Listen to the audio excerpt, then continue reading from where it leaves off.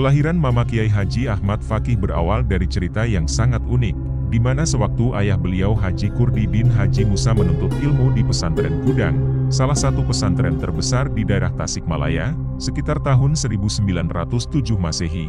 Tak berselang lama Haji Kurdi mondok di sana. Pada suatu hari Haji Kurdi bin Haji Musa dipanggil oleh gurunya, Kiai Haji Muhammad Sujai, dan disuruh pulang, padahal pada masa itu beliau belum bisa apa-apa.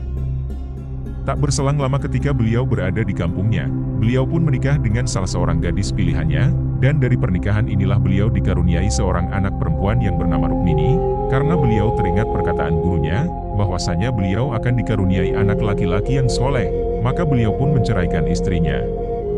Dan Haji Kurdi pun menikah lagi dengan seorang janda beranak dua yang bernama Hajah Halimah, anak dari Hajah Halimah yaitu Hajah Juwariah dan Bapak Kenjum. Setelah sekian lama Haji Kurdi menanti disertai dengan doa yang terus-menerus, maka terkabullah permohonan beliau dan beliau dikarunia anak laki-laki yaitu Syekhuna Al-Mukarrom Mama Kiai Haji Ahmad Fakih yang lahir pada bulan Januari 1914 Masehi bulan Syafar 1332 Hijriah. Di kampung Cilenga Desa Lewisari Kecamatan Lewisari Kabupaten Tasikmalaya. Kemudian lahir pula dua anak laki-laki bernama Kiai Jamaluddin dan Kiai Ahmad Romli. Mereka bertiga beda selang usia 1 tahun, Mama Haji Kurdi wafat. Setelah Indonesia merdeka sekitar tahun 1949, makamnya berada di Kampung Kubangsari Desa Arjasari Kecamatan Lewisari Kabupaten Tasikmalaya, 2 km sebelum Cilenga dari arah Singaparna. Nama masa kecil beliau adalah Ahidin. Beliau merupakan putra pertama dari 3 putra laki-laki Haji Kurdi. Dari ketiga anaknya tersebut, Mama mendapat perlakuan istimewa dari sang ayah dibanding dengan kedua adik-adiknya.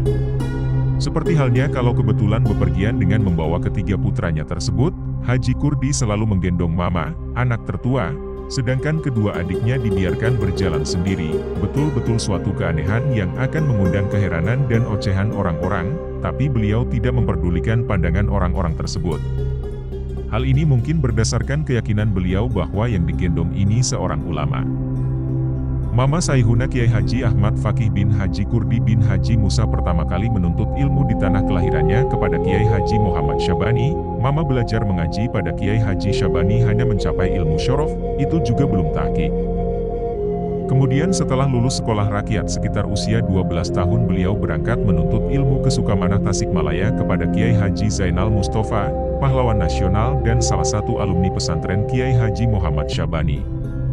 Beliau menuntut ilmu di Sukamanah kurang lebih sekitar 12 tahun dari tahun 1925 hingga 1937 Masehi. Dan adapun guru-guru syorogan Mama pada waktu di Sukamanah diantaranya, Kiai Haji Ruhyat Cipasung, Kiai Haji Fakih Damini Al-Mubarok Cibalanarik, dan beliau pun mempunyai kakak kelas sekaligus teman seperjuangan yaitu Kiai Haji Mahmud Zuhdi Sumedang. Setelah menuntut ilmu di Sukamanah tahun 1937 Masehi, beliau pun memperdalam ilmu falak kepada Kiai Haji Fakhrur Rozi selama kurang lebih 1 bulan pada saat bulan Ramadan di daerah Sukalaya, Gunung Sabelah Tasikmalaya. Setelah itu beliau tidak pernah bermukim di mana-mana lagi. Beliau langsung mukim di Kampung Kebon Kalapa, Desa Sumelap Kecamatan Ciberung Kabupaten Tasikmalaya. Mama Kiai Haji Ahmad Fakih bin Haji Kurdi bin Haji Musa adalah angkatan ketiga lulusan pesantren Sukamanah, adapun urutan angkatan pesantren Sukamanah diantaranya. 1. Angkatan pertama 1 orang yaitu Ajengan Hambali, bermukim di Ciamis. 2. Angkatan kedua yaitu Ajengan Syobir, Kiai Haji Mahmud Zuhdi dan Ajengan Syamsudi Parakan Lisung.